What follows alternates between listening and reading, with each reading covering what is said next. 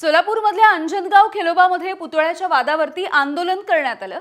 आंदोलन सुरू असताना पुतळ्याच्या जागेची मोजणी करायला आलेल्या अधिकाऱ्यांना धक्काबुक्की देखील झाली आहे। मोजणी करू नका नाहीतर बघून घेतो अशा पद्धतीने धमकावल्यावरून ओबीसी नेते लक्ष्मण हाकेंवरती गुन्हा दाखल करण्यात आला।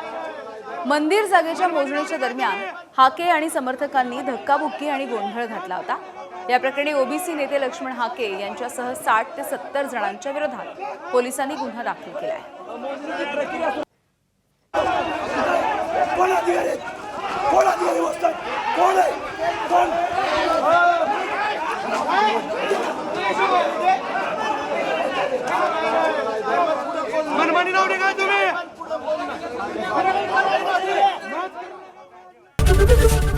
एबीपी माझा, उघडा डोळे बघा नीट।